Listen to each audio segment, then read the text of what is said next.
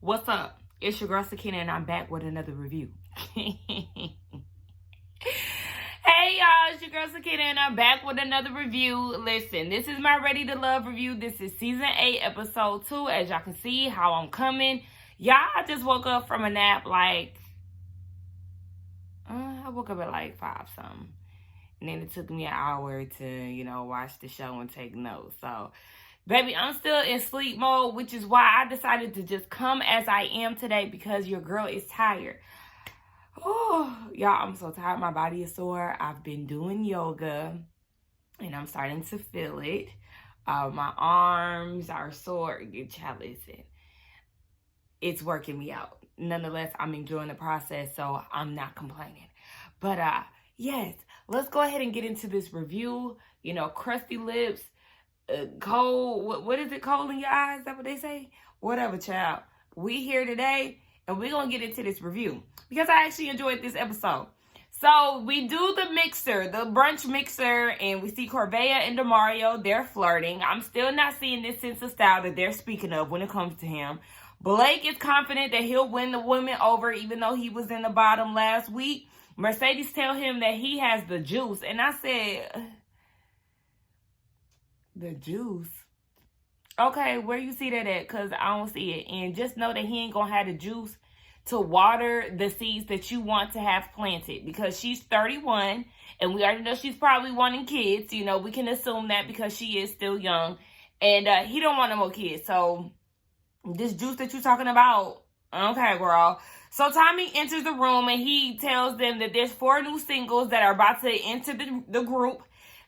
We get introduced to Cynthia and Jonique. I said, baby, they giving city girl vibes, okay? I'll take your man. They was definitely giving that. I said, oh, okay. And then we also get introduced to the men, Fabrice and Mark Anthony. I said, okay, names. Now, Z and Mercedes are nervous because 2 new women have entered the group. Mercedes is saying that this, kind of throws off the dynamic. But I'm like, girl, you only knew these men for maybe 24 hours. There ain't no dynamic that's really been set here. So I don't understand why y'all so shook.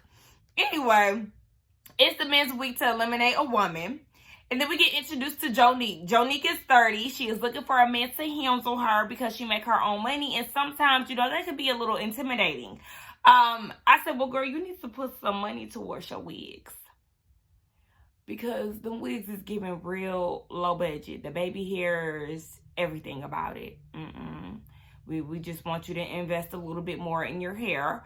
Mark Anthony, he's 34. He said that he is straightforward and he ready to take things serious. He has a conversation with Corvea, and Corvea is on her do you got the coin shit, okay? She said, do you spoil your girl? And he said it's really more so if you're worthy of what you earn type of thing. And neither one of them is really feeling each other's answers. He said that he ain't really into that whole gold digging vibe. I said, child, it's no secret that Corvea want a man that's gonna spin that check, okay? Z is telling Jonique that she was in the bottom last week and she feels bewildered. So, she's on her why was I in the bottom tour, and this is turning the men off. She's asking Blue and Tony, or she was asking Blue and Tony who said her name, girl. And guess what? Now you about to go home again because you worried about the wrong things. This was a time for you to showcase your personality and who you really are, but instead you let you being in the bottom last week consume you, and you couldn't see anything past that. So, girl, please. Jeffrey and Andre.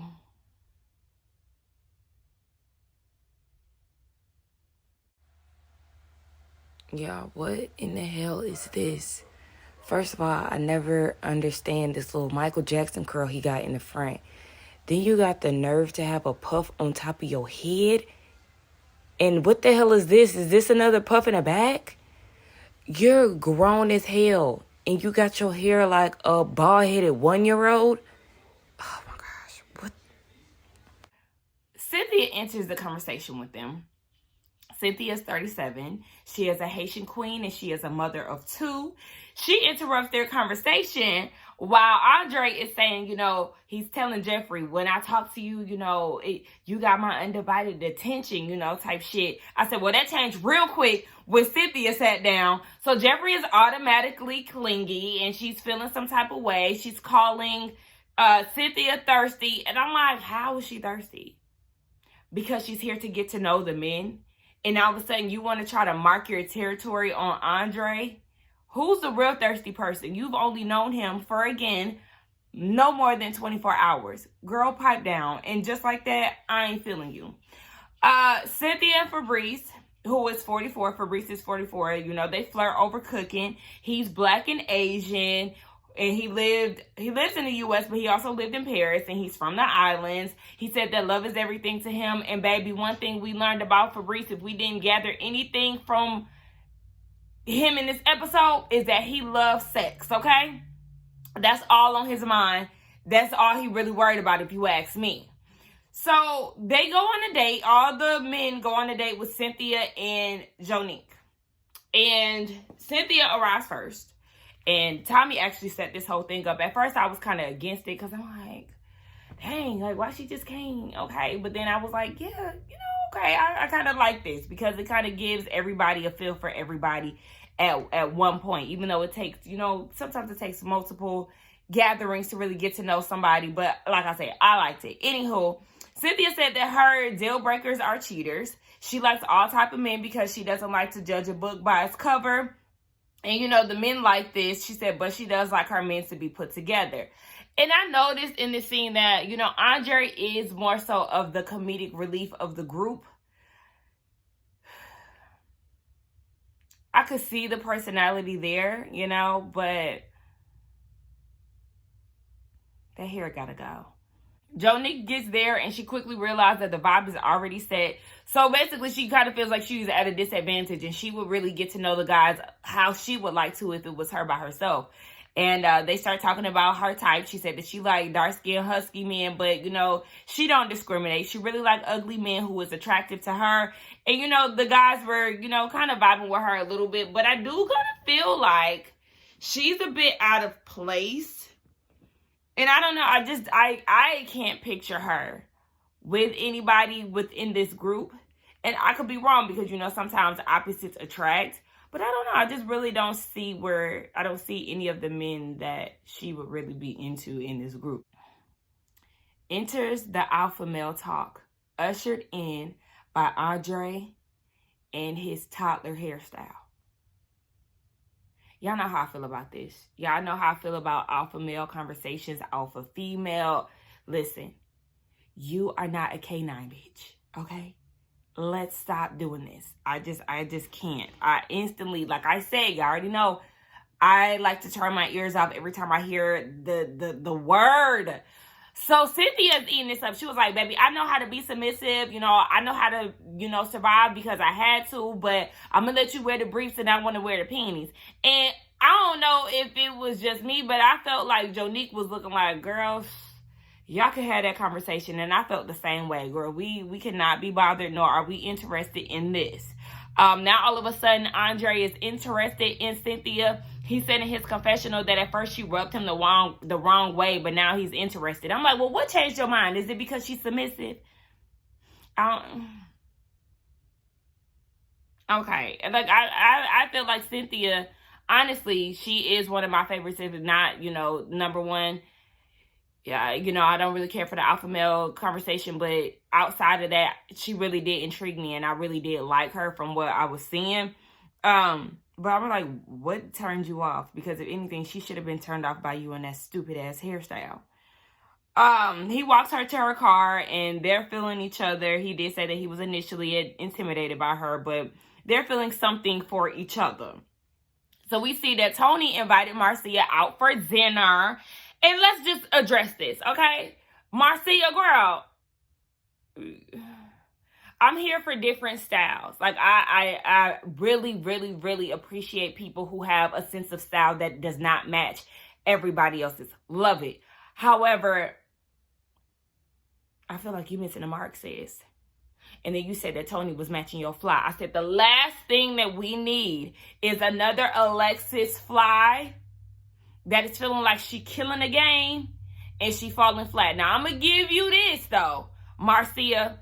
I feel like that brunch outfit that you had on was really cute. Her wig in this scene was really cute. Her makeup in this scene was really cute. I think Marcia is very beautiful. I just don't really like the pieces that she picks out. But then again, you know, it's not for me.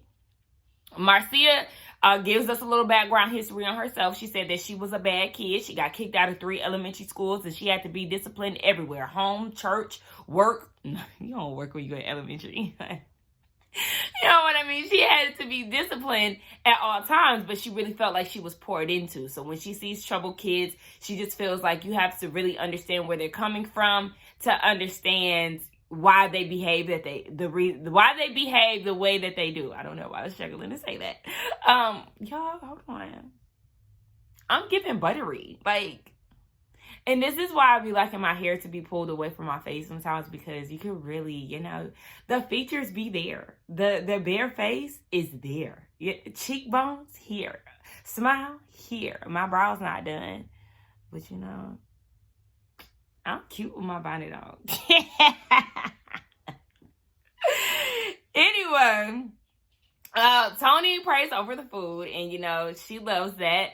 That definitely sparked some chemistry a little more. And she said that she is nervous because, you know, she feels like he might have a little play away in him. But, you know, she is definitely sucked in. Now, we waste our time with this scene with Z and Blake. She clearly has the jitters. And when I seen that, I said, okay, let's go ahead and wrap this up, because this date is not going to go the way that Blake intends it to go. And it happened just like that. So he wants to know who she is, you know, trying to get her to open up a little bit more. She said she's big on family. She said that, what? My notes literally says, send her. Oh, I was reading it wrong. I was saying, yes, send her home, because she's sitting here talking about hula hooping in her free time, and in between the breaks of her taking hula hoop breaths, she adds some laughter into it. I'm like, girl, what are you talking about? She literally was like, I'm really good at hula hooping, and you know, laughter in between that always helps. So when you catching your breath from hula hooping, you laugh a little bit. That's what you have to tell us. And then in her confessional, she got mad because she felt like he was interrogating her. You're not giving him anything to work with. You're not talking about shit. What you're saying is a whole bunch of nothing. And he's trying to give a little something to start a conversation. You don't have shit to give. It was really starting to irritate me. And I said, yeah, you're not trying to open up, sis. Get away from us with this Z. I think she is so beautiful. But outside of that, the personality just isn't there for me. Girl, please. Mark Anthony, Fabrice versus the women. They have the same sit down with the ladies. And Mark Anthony said that he dates all flavors of women, but he really prefers black women because we top tier, boo. I said, okay. Did y'all hear that menu analogy? I said, come on, Mark. Okay, Anthony. Come on, Mark. Okay, Anthony. Not be cracking myself up. Anyway. And just in case anybody didn't watch, the analogy was like, okay, you know how you get a menu at the restaurant, you can have all these options, but you want the waiter to give you the special. The special is the black women. I said, period. Anyway, Fabrice said that he used to work for Giorgio Armani in Paris, so he's dated women all around the world. You know, he got to flex a little bit with that. He brings up him living in Paris and it being a sexual country, or sexual city, excuse me. France is a country. Don't think that I don't know, because I'm not down. Anyway, so he basically tells the women that you have to have a high sexual appetite. And this is just this is turning me off, okay? Because even when he had a conversation with Jeffrey earlier at the brunch, I was looking like, I don't think I'm going to like it here with you, Fabrice. And they was even saying that his name sound like Fabrice. It does sound like Fabrice, but I actually like Fabrice because it's really different. I wonder what the meaning is. But, yeah, all that sexual talk, That just might get you sent home, boo. So Sue-Ann is interested in it. Okay, she loves all the sex talk. And let me just say this: Ready to Love is bringing it with the ladies this season. I love it because the women are beautiful, and I think I said this last week too. But we got 2 new girls added to the group. The women are beautiful. Okay, the style is there. The hair is laid, whether it be a wig, whether it be natural, whether it be a piece of braid. I love to see it. I loved Sue-Ann's outfit in this scene. I loved Morgan's outfit. You know, a tight dressy shirt with mom jeans is my speed. I said, okay, Morgan, we talking each other's language. Mercedes looked cute in her little, it was like real leisurey. It was a bodysuit with a little heel. I said, the girls are coming. I didn't even hate Marcia's outfit in this scene. It wasn't my favorite, but you know, I didn't hate it. Who else was there? I can't remember who else was wearing what, but I was feeling the looks. I really was. I really loved Sue-Ann's corset. The girls ate, and I love it. I love a real simple beauty look. I even be liking Jeffrey's little pulled up hairstyle because it's real, like, you know, I'm just here because, you know, I just had to do something with my hair real quick to film this scene, but it still looked nice on her, you know? Like I said, the girls, I love it. Shout out to the girls. Beautiful. So back to Mr. Sexual. He says that there's more than one thing that attracts him to a woman: to tickle his pickle.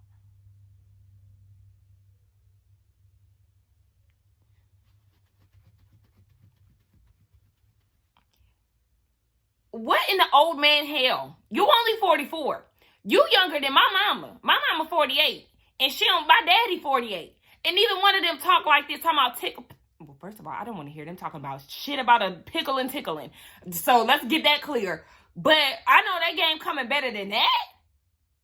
Maybe it's, you know, maybe that's how they talk in the islands. Or maybe that's how they talk in Paris. But I was like, ew. Jeffrey and me, we the same person when it comes down to him and all this sexual talk. We cannot be bothered with this. He starts speaking French, and, you know, at this point, Mercedes is piqued by this. Her interest is piqued by this. And then we get into Mark Anthony. Who was that? I think that was Marcia. Like, let's talk about Mark Anthony. Thank you. Okay, because we can't keep doing this with Fabrice. Okay, so we learned that Mark Anthony is a pilot. I love that. You know, I really love when Black people take up spaces where we're not really the majority, you know? Well, you don't see a lot of Black pilots. So I really love that he is into that. And, you know, Mercedes is saying, yes, that is very complex. She understands the what's the word for pilot, y'all? Or not even pilot, but the flying industry. Hold on, it's eating me up because I keep wanting to say Avatar, but girl, it's not Avatar. Aviator. Look, I was getting ready to Google it, and I didn't need to. Ain't it aviation? Okay, the aviation lifestyle. Okay, they already know about all of that. So, you know, she feeling him, he feeling her, and I said, okay, let's see what this got to give. So then we get down to Tommy's Lounge. Y'all, Tommy's Lounge is in a church this year. Okay, it's in a church that has a bar. And I actually like that, though, because it's different. And he was like, you know, this is where you confess all your sins. And let's be clear. What is said here stays here. Y'all don't go pillow talking to these women or gossiping, anything of that sort when it comes down to Tommy's Lounge. Y'all mind y'all business. Well, I mean, y'all get in each other's business, but still, y'all don't stir up the pot and be gossipy. Okay, bottom line. So they start talking about who they interested in. Anthony, Andre, and Mark Anthony, they feeling Mercedes. Lyndon is feeling Morgan. Tony is feeling Morgan and Marcia. I like their chemistry, but I think Tony gonna get into it with somebody. Was it Morgan? Was it about Morgan? I think it was like him and Andre gonna get into it about Morgan, if I'm not mistaken. Anywho, Blake is into Sue-Ann. Blue, Demario, and Andre into Jeffrey. Andre is into Cynthia. All right. Least connected. Andre, Tony, and Lyndon are not into Corvea. And this kind of made me a little sad, y'all. I like Corvea.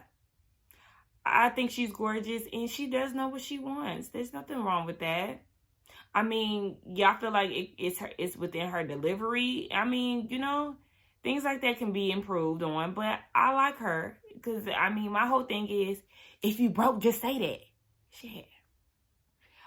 Mark Anthony is not into Jonique, and Fabrice is not into Jeffrey because she's too conservative. Baby, she just met you. Not everybody want to talk about slanging peen and throwing cat on the first name basis. So, please. I want him to go home. I'm sorry. Anthony, Blue, and Anthony, Blue, Demario, and Blake are not into Z. So then this is when we get hit with a curveball, y'all. I said, okay. So we get introduced to the Second Chance Lifeline, where any woman can be saved and have a second chance and no one goes home. But there's rules to this, okay? There's 2 rules. 1, it has to be a mutual decision between the men. 2, you can only use this 1 time. So you got to choose wisely. And I said, okay, Ready to Love. We adding a little bit more spice to it. And I could appreciate that. I really, really, really like this. You know, we always feel like they can improve in certain areas with this show. Still hear us out because there's still some tweaks that need to be made. However, I'm here for this change, okay? I was real excited. And when they said that you need to choose wisely, I said, well, go ahead and send Z home without hesitation, okay? Don't try to save nobody for no second chance. Use that for a later date. So then we get down to the elimination. We see Corvea and Lyndon, and we see Z and Blake. So Corvea and Z are the ladies in the bottom. So with Corvea and Lyndon said that his first impression of her was that she was pretty, but, you know, with her knowing what she wants, it gave him pause. And she's like, I mean, ain't nothing wrong with that. Like, if you can't afford me, just say that. I'm like, exactly. Because sis said, baby, I got it. And I want my man to have it too. Because what I'm going to do with somebody that can't do it for me and us and for yourself. If you got a roommate, baby, you just not the man for me. It's simple as that. So, yeah, he said that he admits that he did put her in the bottom, but she's still ready to love. And he advised her to work on her delivery. And like I said, my sis is high class, okay? And she want a man that matches that they have the exact type of alignment. What I look like, you know, going on these lavish trips, and my man can't afford to go. He can't afford to flip the bill or whatever. Like, what we doing here? I mean, literally. Z and Blake, baby, she was wondering, why are we here again? Because the date that we had did not go well. She started talking about what she needs to work on, overthinking and overanalyzing. Girl, this is awkward. And for that, you ain't ready to love because you ain't ready to open up and what we doing here. So production asked her, what would she like to tell the people as she's leaving? This lady starts singing and I start wondering why. I didn't hear not one likable note with what she tried to give us. I said, girl, you could have saved that. And just like that, the episode is over. So I enjoyed this episode, y'all. I thought it was really good. I feel like I kind of flew through this review, but you know, it is what it is. It looks like it's going to get a little bit more interesting next episode. One of the men is spilling tea, and it's going to be discussed in the women's lounge. So let's get down to the comments and talk. Oh, y'all know I got to make my predictions. Okay. So next week for the men, who I would like to see go home is, I like Fabrice to go home because I just feel like he does not fit in here. Another guy, hold on, let me see. Child, who was blasting Can We Talk? I don't know if y'all hear that, but I feel like I need to talk over it because it's loud as hell to me. I don't know. Yeah, I definitely want the sexual guy to go home. Cause sir, no. I feel like that's the only guy that is no. Did anybody necessarily move up on my list men-wise? Women-wise, yeah, I know Cynthia moved up for me. She's definitely a favorite. I like the women of this cast. The one that I did not like, Z, she got sent home. And really, like I said, Jonique, she just doesn't really, I don't really see her matching with any of the guys there. So that's just my only concern with her. But, you know, she give me city girl vibes. So, you know, we just gonna see how this playing out. Anyway, let's get down in the comments and talk. Don't forget to like, comment, and subscribe to my channel. And I will see y'all in the next one. Bye. Ooh, this t-shirt, child.